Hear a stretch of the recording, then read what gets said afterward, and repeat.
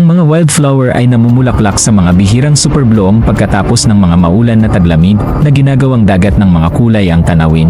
Ang flora at fauna na ito ay nagpapakita ng mga kamangha-manghang adaptasyon, tulad ng nabawasang ibabaw ng halaman upang mabawasan ang pagkawala ng tubig, na nagpapahintulot sa kanila na magtagumpay sa lugar na kakaunti lang ang maaaring mabuhay.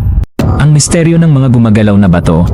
Isa sa mga pinakakakaibang misteryo ng Death Valley ay matatagpuan sa Racetrack Playa, isang tuyong lawa kung saan ang malalaking bato ay di maipaliwanag na gumagalaw sa patag na ibabaw, nag-iwan ng mahahabang guhit.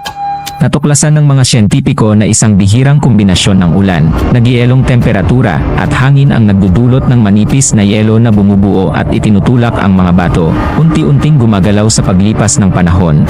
Ngunit ang misteryo ng mga naglalakbay na bato ay tumanggap ng atensyon sa loob ng mga dekada, na sumasalamin sa alindog ng Death Valley bilang isang lugar ng hindi maipaliwanag ng mga natural na fenomena.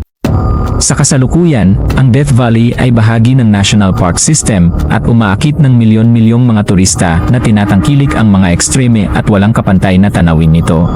Ang mga turista ay hinaharap ang init upang makita ang mga tanyag na lugar tulad ng Zabriskie Point, Badwater Basin, at Dantes View. Bawat isa ay nag-aalok ng isang natatanging pananaw sa matinding kagandahan ng valley.